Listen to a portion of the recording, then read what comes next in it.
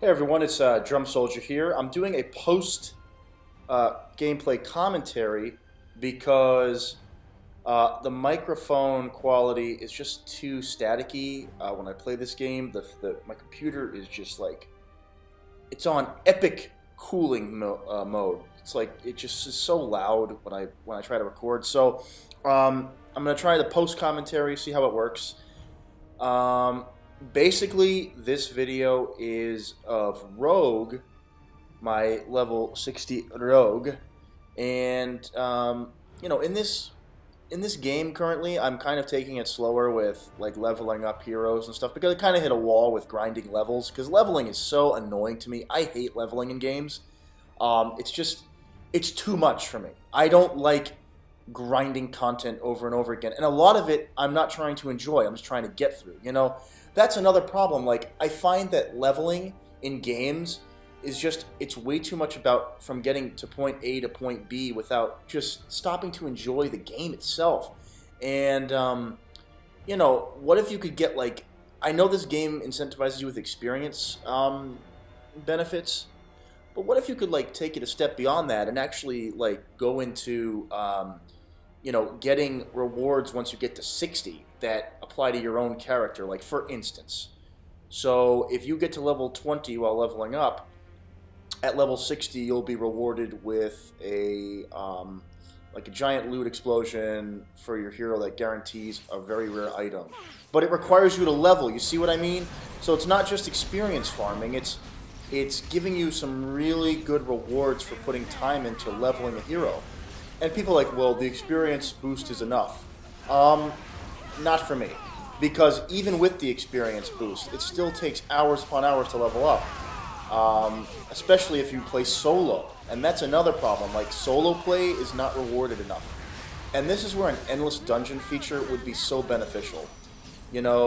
Like, give us an endless dungeon, please, guys. I'm waiting so patiently for it. I know that you want to give it to us, but I'm just so like, I need an endless dungeon, please, yes, please. Anyway, let's talk about the gameplay here you're currently watching. I'm using my Rogue Laser Storm build, and here I'm trying to show off how you can use Side Thrust in relationship to your laser ability, which basically allows you to move and attack at the same time. You don't have to like stop and attack. So if you just want to avoid a lot of damage, you can continually move around the map like this, and as you notice, like, I'm, dodging a lot of damage, and if that's the way you want to play, it can help you out. Of course, you could stand still and probably get more consistent damage off, but it's kind of fun to try and move around and get damage that way. This is my favorite character in the game at the moment because, I'm a fan of Rogue's ability to take and utilize skills from many different characters. Yeah, there are optimal builds, but even so, like my rogue build is a little bit different than other people's rogue build. It's not exactly the same. Like Side Thrust, a lot of people don't use Side Thrust; they use Teleport. But I think Side Thrust has a great feature to give Spirit back, as well as proc mental damage for the power dupe and other things. So, or they call the dupe ectoplasm. Sorry. But that's my approach, and that's given me a choice, right? I've chosen to use that movement ability over teleport. Using lasers also. I don't know how many rogues use the Cyclops' lasers as one of their primary attacks. I think a lot of them just utilize the melee abilities of Rogue, and I think Clay and the Storm's Blizzard effect are very common in Rogue builds. But I found that combination out on my own. I didn't actually research any guides when leveling Rogue until I got a legendary on her, and I started seeing that, oh, people are using these skills like me. Cool. All right, fine. The things that all Rogue builds share in common, though, is the dupe mechanic. So you've got to use the dupe ectoplasm and the power dupe.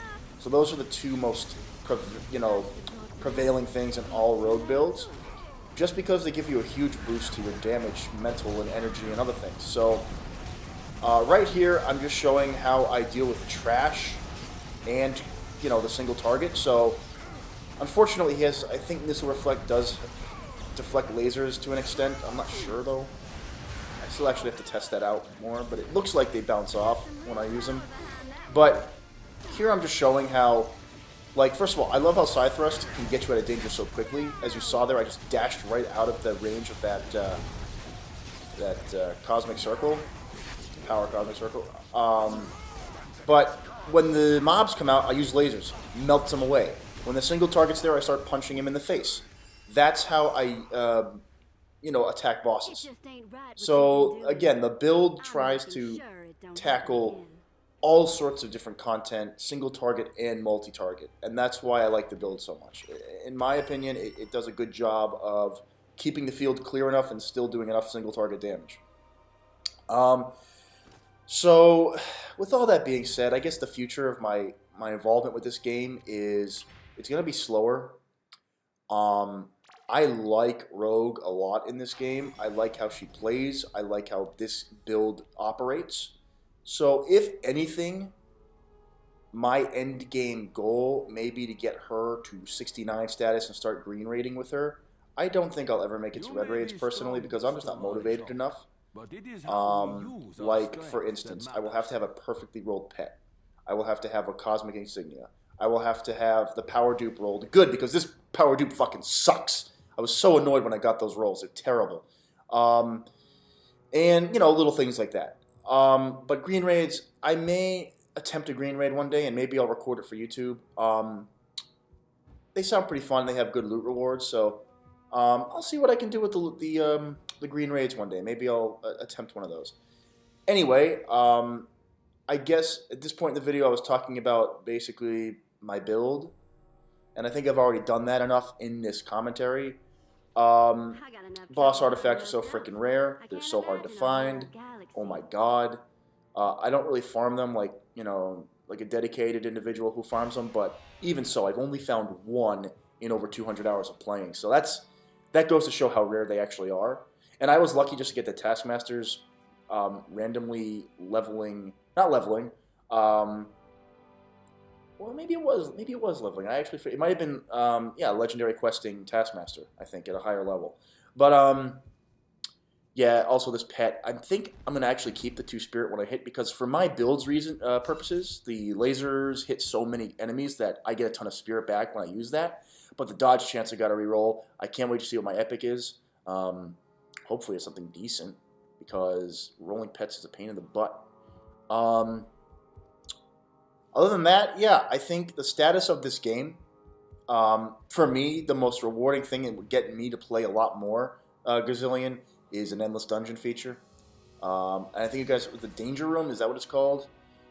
They have something in the works for maybe at the end of this year. I really hope it's done by this year because I don't see myself personally leveling up all 44 heroes in this game. Like, it just... See, the thing is, and I think that Gaz has to really sit down and think about this as a development team, they're providing a lot of great content. I honestly mean that. So many different heroes to play as, which opens up many different play styles. But at the same time, not all of the heroes are in a good state right now. Why are they releasing new heroes when they should be fixing the old ones? And I know what people are going to say. It's for money. They need money. They're a small team and they need money. Well, come on. If you developed the other heroes that you're wanting people to play as, and not just making people like Hulk so freaking strong, which, again, singles people to play a certain hero, Hulk, Juggernaut, hell, even Rogue is considered a little bit OP, but I like her skill mechanic more than anything else. I would love to see a little bit more focus on the current content. Fix Invisible Woman. I love Invisible Woman's playstyle, but she doesn't do enough damage. And I have a ignoring target summoning build that, gets a lot of things to help targets ignore you and boost your damage. And even then, I'm not doing enough. Like, the skills aren't strong enough.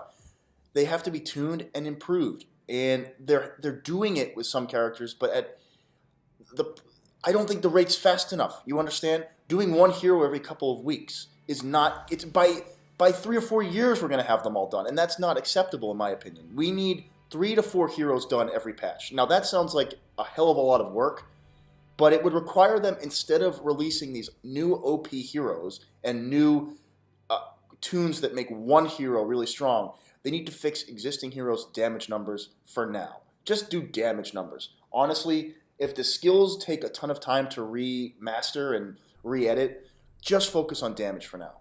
I mean, come on, this is not hard. We can really make the current heroes more viable, the ones that need fixing. I know you're attempting it, but I think it's just not happening at a fast enough rate. So if anything, boost the damage, tune the damage on their items, and call it a day. And we'll go back and do a more thorough testing phase. So anyway, that's my video. Hope the post commentary was suitable. I think I have to do it like this from now on because of my computer's fan. But anyway, I'm going to leave it there. Hope you guys enjoyed, and I'll see you next time on Marvel Heroes.